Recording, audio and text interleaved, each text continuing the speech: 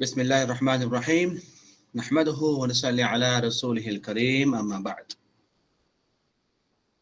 We've been discussing the classification of contract. Um, I think we've been told that there are few bases of these classifications. I think we talked about the characteristics, right? The classifications based on characteristics, and then we talked about the based on the purpose and effect. Now, the remaining three bases that actually we are going to discuss today, which is the classification based on the time of execution, and also based on the nominated and non-nominated contracts. And then finally, we're going to talk about classification based on requirement of physical possession. All right, so this is what going to be the summary of today's class. But before I go into these bases, these five bases that we are going to, some of them we discussed earlier and some of them we are actually going to discuss today. So we need to understand why actually we are discussing this and what exactly actually the meaning of the classification. What is the necessity of understanding this classification? Because sometimes you may have some sort of confusion in between, because we've been discussing all this earlier. There was a separate subsection called purpose and effect, right? And then we had characteristics and then time of execution, and now it's coming back and it's kind of repeating. So that's how you've been thinking. So I just want to clear the air before we go into that explanation, the discussion of this classification. You need to understand what exactly classification means. So I can just start with the giving you a very simple example for this. Let's say you are given a boutique. You have a varieties of dresses, varieties of tudong, varieties of let's say baju kurung or t-shirts or jeans, right? So you have varieties of dresses, textiles, and then garments, and then you are allowed to sell those things. So let's just imagine you are in the shop as a promoting salesman or sales girl or the manager. Then how you exactly going to categorize the products that has been given to you, right? So let's say you have a bunch of tudong, for example, because most of you buying. So how do you exactly make it easy for your customers to choose, at the same time to see the contrast and compare, at the same time to understand which one is cheaper, which one is expensive, which one is the different quality, which one is the different color? So now you see, when you are supposed to showcase your products, you need this classification in your mind. Otherwise, you cannot put everything in a bucket and then ask them to choose anything they want unless you categorize it. Now, what are the ways of categorizing in this example that I gave you? You can categorize according to the price. You can categorize according to the color. You can categorize according to the garment quality itself, according to the thickness, according to, according to the smooth. Yeah. So now you can also, if you have a multiple garments that you are selling, t-shirts and also jeans and also tudong, then you first of all you will be categorizing according to the gender, because there are items that female oriented, there are items that male oriented. So you have the differences. This is how you categorize, so according to your own classification of that subject. So now whatever we are learning, starting from the last class to this class, we know there are several kinds, several categories of classifications are available. As I mean, several kinds of contracts are available. We are just trying to see what are those differences, what are the kinds and varieties of the contract that you can actually put into that shelf, so that it is easy to understand and also easy to explain and go through the ruling of that contract. So based on this, we discussed based on the characteristics. So we talked about the valid and invalid, right? Then we discussed based on the purpose and effect. Then we talked about the several kind of purpose and effect, right? So we talked about many varieties of uqud, right? We talked about uqud al-tamlikat, acquiring ownership, uqud al-isqatat, waiving rights, uqud al-itlaqat, authorization, uqud taqyidat, imposing restraints, and so on, right? So now we are going to talk about, I know there are several kind of, already there are several kind of contracts that I told you. There is a sale, there is a gift, there is a hawala, there is a kafala, right? So many kinds of contracts. Now, can we classify those contracts according to the timeline? That is number three, based on the time execution, right? Let's talk about the time of execution. Basically, time is the most play important role in your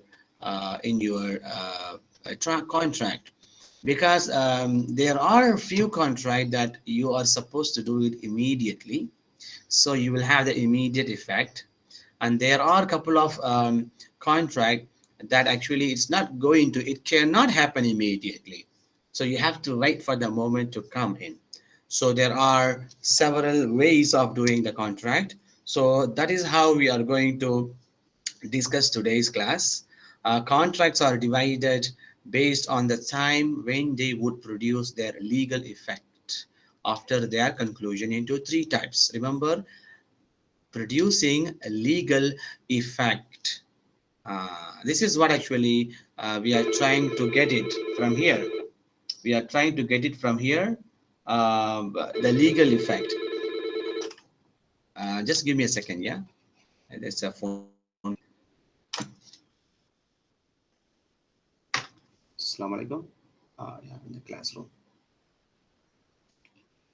All right, sorry about it. Yes, so I was saying al-aqd al-munjaz is the first one. Yeah, I was saying the legal effect. Yeah. So you see, if there is something coming, anything that actually you are buying or you are selling, the most important thing is actually what? Transferring the legal ownership to the different person. That's what actually happening, right? Whether you are buying something, you are actually giving something to someone, and then you are taking something to that someone. Yeah. So now you have the money, the legal right of your money is now transferring to him when you are actually buying something, because you are paying the money. And when you are actually taking the money, then what happens? When you are giving and then taking the money, then whatever the rights that you are holding with that commodity, you are actually transferring to somebody, because you are taking somebody's money, right? So legal effect, producing legal effect. All right. So it could go to three types. All right. We're talking about the time of execution. Under the time of execution, you can talk about three types of times of execution. The first one is called al-aqd al-munjaz.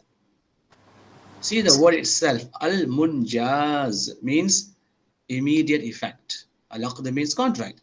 Contract that give immediate effect. So most of the contract that you and me, we know, we do today, most of it is actually immediate effect. These contracts which produce the legal consequences the moment they are concluded.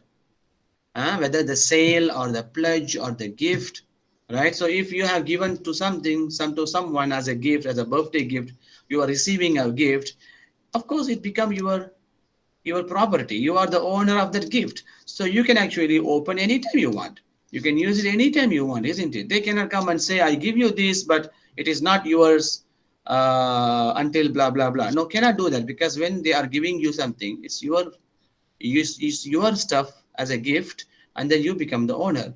The same thing goes to sale, right? When it's going to sell, you are buying something or you are selling something, there is an immediate effect immediately. If they are postponed to the intended consequences, are not assigned immediately, and it is not allowed, because I cannot say that, okay, I'm selling my phone to you for 1,000 ringgit, but you are not allowed to use that phone for 3 days. You cannot say that, because immediate transaction, immediate effect, it has to happen immediately. So you are becoming the owner of that thing. Then it is up to you whether you want to use it or you don't want to use it. The seller cannot come and say you should not use it. He has no right to do that, right? In a sale contract, for example, it is not allowed to say, I sell my house to you next month, right? You can actually give the promise that I am selling to you the next month. It's a kind of promise. Promise cannot become the contract, remember that. Yeah, promise cannot become the contract. This offer, even if accepted, is not valid as a sale contract, because as a sale contract should result in the immediate transfer of ownership to the purchaser. So this is what we called time of execution number one, which is al-aqd al-munjaz, which means the contract that give you immediate effect. The second one is what?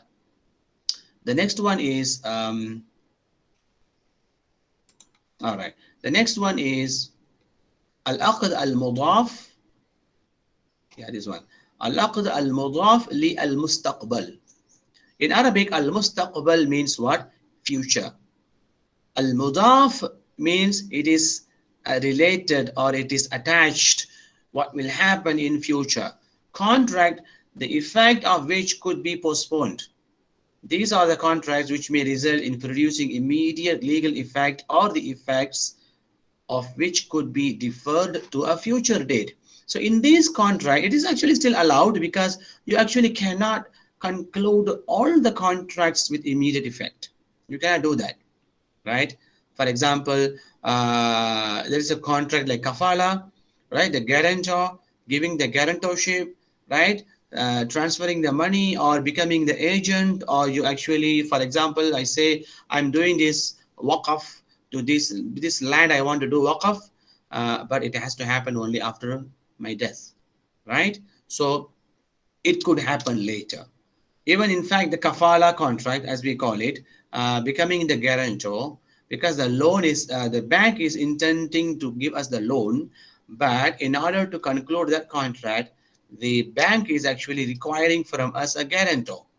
You need to bring a guarantor, so that this guarantor will take the responsibility of, if you don't pay, then this guarantor will come and pay. You see that? It has to happen later, not exactly right now, right? Wakala, even the agency, the same thing, all these things. In a contract, a kafala, it is possible for a guarantor to say that creditor that if the debtor could not settle the debt within 2 months, then the guarantor would settle it. If you cannot pay for 2 months, then I'm here, I'm ready to pay you back. So you can trust me and give him the money. Right. So this is a kind of contract. It happens. The effect happens in future. At the expiry of the stipulated period, the contract of kafala becomes effective. You can you can give so many examples like this. For example, istisna, right? You can actually do the contract. You can conclude the contract, but you order. For example, you order a car, a vehicle, and you are actually concluding the contract now, but the car will be delivered later. The car will be given to you in terms. So it will be deferred to a future date. Right? So there are so many contracts like that. It comes under this category, which is al-aqd al-mudaf li al-mustaqbal. Right? So you can actually bring so many examples like that by as-salam. Or maybe you can talk about building the house, for example, right? Because you pay everything, and then you wait until the legal effect happen. It will be happen when they give you the key of the house. Then you become, you hold the legal, you hold the legal effect of that particular contract. Until then, till then, the house is actually under the supervisor, or the house is under the contractor, right? The moment they give you the key, then you become the complete owner of that. That time only the legal effect can come through. So this is a kind of contract, which where the immediate legal effect is not going to happen, but it will happen in future. All right, the last one in this category, the third one, al-aqd al-mu'allaq ala shart. See, this one, there's a condition. The first two is actually, the first one is immediate, the second one is the postpone, which means deferment in future. The third one, al-aqd al-mu'allaq ala ash-shart, contract the effect of which could depend on conditions. These are contingent contracts that may depend on the fulfillment of the certain conditions. You see, there are some contracts. They may come and say, okay, if there is any issue, then you can come back to me, and then you can change. So now every single time that you buy a product with additional warranty, with additional guarantee. So this is what actually happening. You see now, for example, I think if you remember, you buy a refrigerator, for example, or a TV, and then they say there is a additional warranty. If you want, we are ready to give you. What is it? If you pay 50 ringgit extra or 100 ringgit extra, we are ready to give you 2 years plus 2 years warranty. So now the contract is happening because you are paying extra for warranty or guarantee, stuff like that. In fact, even insurance as well. Even insurance also may come under this, because it's a condition. If something happened to you, then yeah, if something happened to you, then this insurance money can be used, right? If something happened to the refrigerator after 2 years, then this contract will come into existence. See, so these are the modern or the contemporary examples. Actually, you can come with this. All right, here they talk about agency, wasiya, for example. In fact, any person who is before dying, he wants to make wasiya. He called the lawyer. He said that 1/3 of my money, 1/3 of my property, I want to use it such. I want to use it for these purposes. I want to give it to these places, right? But this thing will happen only if he die, right? So in a way, it is actually, there's a time also, there's a postponement, like last time we said. Other than that, there is a condition, right? Look here, they give example. When A tells B, if I travel, agent. B can only become the agent when A travels. So there are so many examples actually you can also bring in this way, right? If my items that I want to sell, let's say if you order food items which actually didn't come to you on time, if it comes late, yeah, for example, you order any pizza and then it comes late, then they give you the free voucher. The condition is actually what? If you come late, you must give the free voucher. So, and then there are so many other examples actually which is related to this. You can bring it on. All right, you can bring it on. Let's say travel fare ticket. Okay, usually it happens if the flight is actually it's not you already paid for the flight, you have already paid for the fare, but if the flight cancelled, then actually they have to pay you back with compensation. Yeah, so these are the conditions can come in this way. So if I travel, you will become my agent. So it's a kind of conditions. If that condition fulfilled, it come, if that condition exists, then you can bring those contract under this category, right? All right. So we finished the third classification, which was the third one was based on time execution. Now we are going to talk about the fourth one, which is a classification based on nomination and non-nomination. It is very simple, very easy to understand. What exactly I mean by nomination is actually whatever the certain name given by the Sharia. If for example, if fiqh sharia, fiqh islam talks about few contracts which already nominated in their work, right? For example, mudaraba, musharaka, wadi'a, kafala. So these are the, what we call it, these are the contracts which been nominated, is already there in the previous study, previous work, all right? So we call this nominated contract. There are some other contract which is non-nominated contract which actually happened in the recent time, right? Say for example, istisna, those are the contracts introduced later, such as istisna by al-wafa or takaful. You know, this takaful insurance was not there last time. Now actually we should pay for the takaful. We should pay for the insurance. I think every one of you are actually paying every single year some money for, including with your other tuition fees and all. You're also paying the insurance money, all right? That kind of insurance, for example, you are paying this road tax, and then you are paying this vehicles insurance, right? 6 months or 1 year, right? All these things comes later. These are the dealings, that whatever the contract that we are doing today, whether it is online contracts or whether it is ATM contracts, or whether it is, you know, the vending machines contract. Right now we don't even talk to people, right? You go, we do everything with the vending machines. You use your card, pay the money, and then get the cup of coffee, cup of tea, right? Or you just go and you buy a toy from the vending machines. You buy milk, or you buy even you take you buy drinking water from a vending machines, right? All these kind of contracts. For example, there is a bicycle, or maybe there's a vehicle. There is no human is there actually to talk to you, or to give you the bicycle.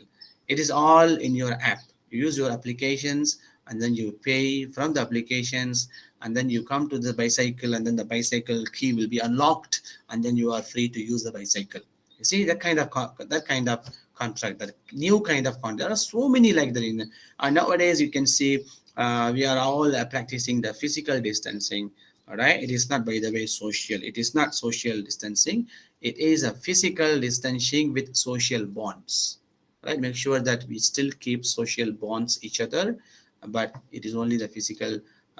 It is only the physical distancing actually we are maintaining. All right. So during these during these pandemic challenges, this time we are actually practicing so many online contracts. New contracts are coming and going. All these things are now coming coming to for example, you want to buy you want to buy you want to eat something. Usually you go to the restaurant, and then you pay to the owner, and then the owner will give you the product. But now you stay home, and then you ask a company to bring the food to your home. Yeah. So basically, you are not buying directly from the shop. You are not actually paying the money directly to the shop, directly to the restaurant. You are actually paying the person who is actually bringing to you. You are paying to the delivery guy. All right. Whether it's online, you are paying to the company, but it's still the delivery company. It's not the real restaurant that you are paying.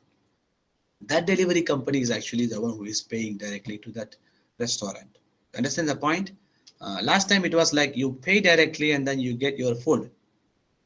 Now you are not actually paying directly to the food owner. You are paying to the delivery guy, and then the delivery guy will take his commission, his profit, and then he will be paying back to that food owner, right? The restaurant. So now you see the contract comes. It is a different way of contract. This is the new.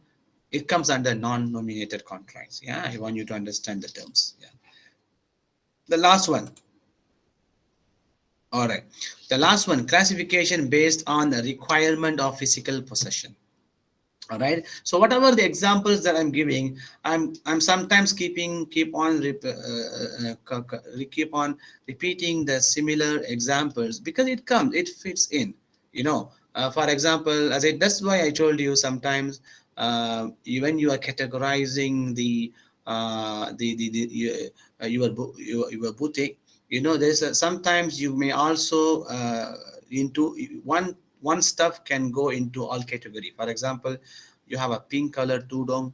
That pink color tudong can also fit in the color category, can also fit in the quality category, can also fit in the most expensive category, right? So you see, one stuff can also go and play in all the categories.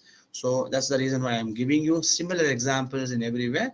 It depends on how you classify the contract. So the last one, classification based on the requirement of physical possession. It's very clear and very easy to understand as well, because contract which need the physical transfer slash existence of a thing include the contract of gift, hiba, or borrowing, i'ara, or deposits, wadi'a, or loan, arad, or pledge, rahan. In these contracts, the thing or the property should physically be present and transferred, right? It has to be transferred. I have to buy a phone, I have to buy a chocolate, it has to be physically transferred to me. Then it is called physical possession requirement is necessary, right? But what if I want to buy um, a home, or maybe I want to be in the accommodation I'm paying today. For example, you see, bring the latest examples to this. For example, I want to buy. I want to buy my accommodation for the next month because I'm traveling to Langkawi or some other places, right? So now I'm booking my place to stay. So I'm going through the 5 stars, 4 star, 3 stars, 2 stars, right? So I'm paying some money. So you are doing, you are concluding a contract by paying your money, and then you are getting that accommodation, but you are going to do it later, right? So now, does it comes with a physical transfer? There is no physical transfer, yeah, isn't it? So now, for example, you are buying an insurance, there is no physical transfer, right? You are actually buying air ticket, for example. There is no physical transfer right now that you are actually transferring, right? So other than so these are the examples. There are so many examples right now you can give. For example, you want to buy applications in your own phone, you are paying for the application, there is no physical transfer, and you are paying the one. You want to buy a logo, or you want to buy an image, yeah, so there is no physical transfer, as long as there is no printout. If you print out, then it become physical transfer, but if it is a digital, then it's become a digital transfer. It's not a physical transfer, right? So according to these classifications also, you can bring so many examples in this way. So this is one of the classification requirement of physical possession. In some examples, in some contract, you don't need the requirement of physical possession. In all other contracts, the physical transfer of the property is not necessary, as long as the pillars of a contract are fulfilled. So remember, even though the physical transfer is not necessary, right? There are some contracts the physical transfer is not necessary, but it doesn't mean that the three pillars not necessary to be fulfilled. Uh, the three pillars of the contract should be fulfilled. uh, as long as it is fulfilled, then the physical transfer, it is not necessary sometimes. Because, as for example, even you are doing the online shopping, you actually see the product through your phone, and then you are paying the money, the real money, you are paying through the digital money, I mean the ATM or the bank connections, I mean the online trading. You do that, you are buying it, but physically it is not, you are taking it, right? So it is already there. uh, it will come to you maybe after 3 days or 1 week. But now, when you are doing that online transaction, Remember, are you fulfilling all three pillars of the contract? That is the most important question, right? What are they? For example, the first one is expression. Yes, they are clearly showing the price, and you are clearly seeing the price, and then you are saying, I'm ready to pay, right? It's a kind of buy and sell is happening. So the expression is there, which is the first pillar. The second pillar is what? They must be adult. I'm also adult, so I'm buying this and they are selling it. So contract of the capacity, the legal capacity is completed. Number two. What is number three? Number three is the subject matter. You are not actually buying something which is actually hidden. You are not buying something which is actually inside the box. You don't know what is inside the box, right? You are not buying something that which doesn't even exist. Yeah. So you are buying something which you can clearly see because there is a description. They mention, for example, okay, this product comes with number one, number two, number three, number four. Yeah, they also give you the description of each and everything. They said inside the box these are the things are available, right? So they clearly make the descriptions. So now the subject matter is clear, right? The only thing is missing, the immediate transaction is not, the immediate physical transferring is not happening, physical possession is not happening. That is okay because you already did the contract. It's completed all three pillars. Now you are just waiting for the delivery guy to come and deliver the things to you. So with that, actually, the things are happening, which is actually comes under not require non-requirement of physical possession, right? So remember, anything that you want to buy, you can buy. The physical possession may not be necessary for some kind of contract, but still the three pillars of the contract is necessary. Right? The three pillars of the contracts are necessary to fulfill the contract. Yeah.